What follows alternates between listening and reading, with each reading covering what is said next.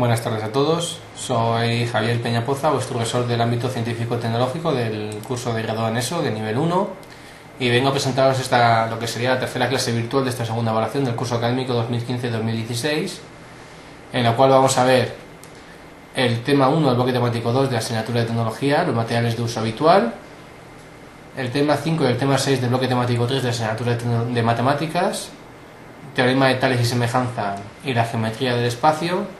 Y por último veremos el tema 2 del bloque temático 2 de la asignatura de ciencias naturales de esta segunda evaluación, el calor y temperatura.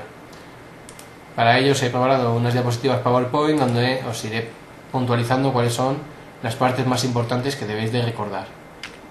Empezando por la asignatura de tecnología, donde veremos ese tema 1, la clasificación de materiales, pues una clasificación general de los mismos se puede realizar en los siguientes grupos. En primer lugar, materias primas, que son aquellos materiales que se obtienen directamente de la naturaleza.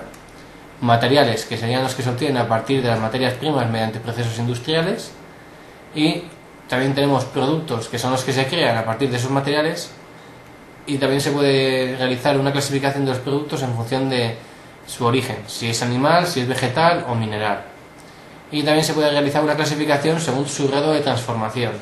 De esta forma podemos obtener materiales naturales, que son aquellos que necesitan ser transformados para poder utilizarse, ya que no se encuentra en la naturaleza tal cual. Y los materiales sintéticos son aquellos creados por el hombre y resultado de reacciones químicas planeadas. En este caso se transforman los materiales naturales en algo completamente nuevo y que no existe en la naturaleza. Por lo tanto, los materiales naturales serían aquellos que se encuentran en la naturaleza, mientras que los sintéticos son aquellos que son algo completamente distinto a lo que se encuentra en la naturaleza. Respecto a las propiedades de los materiales, se agrupan en tres grandes grupos. En primer lugar, las propiedades físico-químicas. Nos informan sobre el comportamiento del material, es decir, acerca de su densidad, su conductividad eléctrica, conductividad acústica, propiedades térmicas, propiedades ópticas, porosidad, etc. Propiedades mecánicas, que son las que nos dan información acerca de cómo se comporta el material ante distintas cargas, si son duros, si son tenaces, si son frágiles, maleables, dúctiles, etc. Y también respecto a propiedades sensoriales, que son las propiedades que afectan a los sentidos e inducen sensaciones, por ejemplo, el tamaño de un material, su forma, su color, su simetría, etc.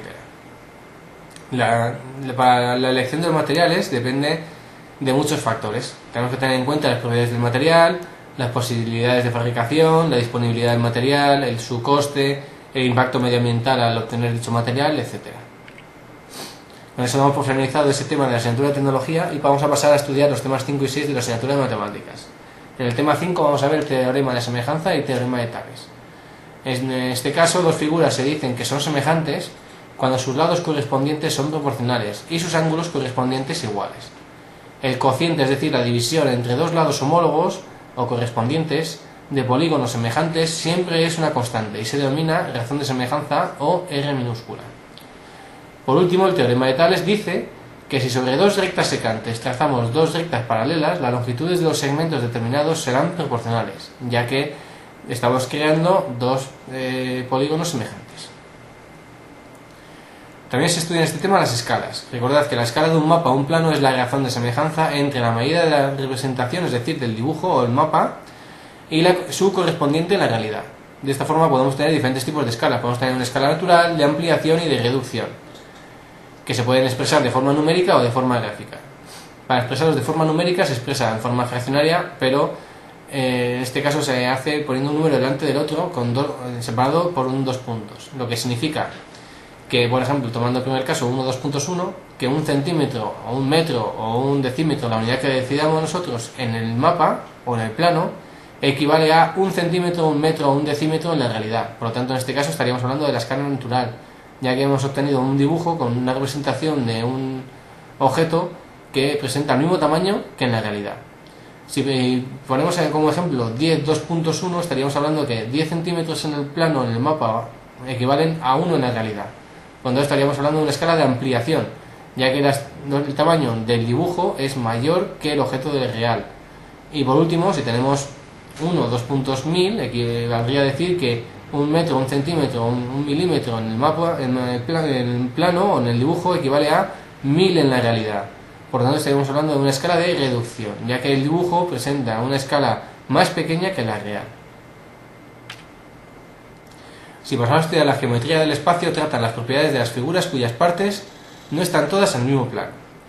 Los cuerpos geométricos son las figuras que han de representar el espacio tridimensional y se pueden clasificar en función de si son cuerpos planos, llamados poliedros, si son cuerpos redondos, como el cilindro, la esfera, etc.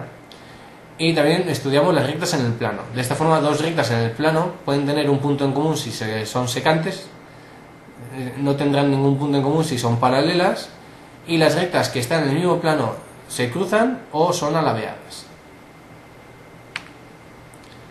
También estudiamos la clasificación de los planos en el espacio. De esta forma, dos planos en el espacio pueden ser bien coincidentes si los dos planos tienen tres puntos no alineados en común, secantes si los dos planos se cortan dando lugar a una recta, el ángulo que forman se llama ángulo diedro, y en este caso hay un grupo especial que es el caso en el que los planos se cortan formando un ángulo recto de 90 grados. En este caso se denominan planos perpendiculares, perdón. Y por último también podemos tener dos planos paralelos, que serían aquellos planos que no tienen ningún punto en común. También estudiamos la posición de una recta frente a un plano. De esta forma la recta puede estar contenida en el plano si tiene dos puntos en común con el plano, la recta puede cortar al plano si tiene un punto en común con él, y también puede ser la recta y el plano paralelos si no tienen ningún punto en común.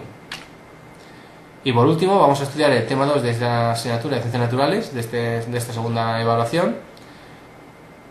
Los átomos y las moléculas que forman la materia no están en reposo aunque el cuerpo esté quieto, ya que se encuentran estas moléculas en constante movimiento. Si bien en un objeto frío las moléculas se mueven más lentamente que en uno caliente. Existen muchos ejemplos de los diferentes tipos de energía que se pueden convertir en energía térmica, por ejemplo, la energía mecánica, la energía eléctrica, la energía química, la luz del sol, es decir, la energía solar, etc. La temperatura de un cuerpo se define como la medida de la energía cinética que tienen sus partículas que lo forman. Y el calor y la temperatura están relacionados entre sí, pero no son lo mismo. Para poder medir la temperatura y el calor, en el caso de la temperatura se mide con un termómetro que se fabrica aprovechando el fenómeno de dilatación. Y existen diferentes escalas termométricas. Tenemos la escala Celsius o centígrada, donde la fusión de hielo se tiene lugar a 0 grados centígrados y el punto de ebullición del agua son unos 100 grados centígrados. Tenemos la escala Kelvin, en la cual la fusión del hielo tiene lugar a 273 grados Kelvin y el punto de ebullición son 373 grados Kelvin. Y tenemos también la escala Fahrenheit, donde la fusión del hielo tiene lugar a 32 grados Fahrenheit y el punto de ebullición son 212 grados Fahrenheit. Por otro lado, el calor, al tratarse de una energía, se mide en julios, aunque es muy frecuente también el uso de la caloría.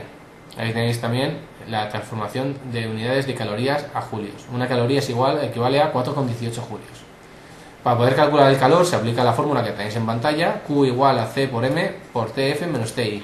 ¿Qué es todo esto? Pues la Q es la energía calorífica, la C minúscula es el calor específico, que se define como la facilidad o dificultad de las sustancias para poder absorber o desprender calor, y viene definida como la cantidad de calor necesaria para elevar 1 grado Kelvin la temperatura de 1 kilo de masa de dicha sustancia, es decir, que es una constante para cada uno de los materiales.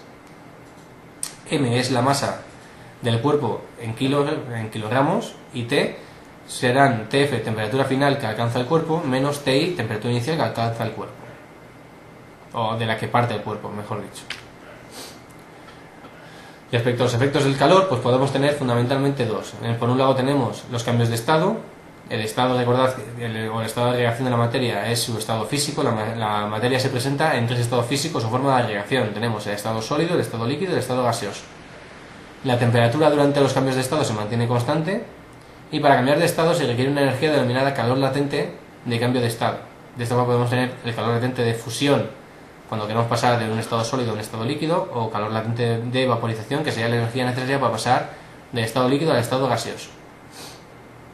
Y otro de los efectos del calor es la dilatación, que consiste en el aumento de volumen que experimenta un cuerpo al comunicarle calor y aumentar su temperatura. En los materiales sólidos, esta dilatación puede ser lineal, por ejemplo el aumento de longitud de una varilla, superficial, el aumento de superficie de una lámina, o por ejemplo cúbica, cuando el aumento de volumen es de un cuerpo. En el caso de los líquidos siempre se da una dilatación en forma de volumen, y en los gases varían a la vez el volumen y la presión.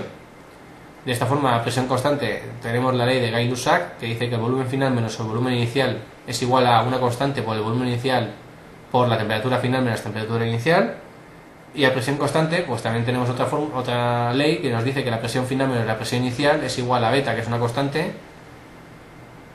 por la presión inicial por la temperatura final menos temperatura inicial. También vimos las formas de transmisión de calor. Existen tres formas fundamentales de propagar el calor. La primera de ellas sería la conducción térmica, que es la forma más eficiente entre dos cuerpos sólidos. La convección térmica, que sería la forma más eficiente entre los fluidos, líquidos o gases, generando por movimiento de un fluido que genera corrientes de convección. En este caso, el fluido caliente tenderá a subir y el fluido frío tenderá a bajar. Y la otra forma sería a través de la radiación térmica, que es la forma más eficiente en los gases o en el vacío. Y en este caso, los cuerpos no tienen por qué estar en contacto. Bueno, pues con esto daría por finalizada esta tercera clase virtual de esta segunda evaluación, o la 12ª clase virtual del curso académico 2014-2015. Espero que os haya servido de ayuda para poder determinar cuáles son los puntos más importantes de estos temas. Y recordad que si tenéis cualquier duda podéis poner en contacto conmigo, o bien a través del campus virtual o por teléfono, y os ayudaré en todo lo que pueda. Bueno, pues mucho ánimo con el estudio y nos vemos por aquí la semana que viene. Hasta luego.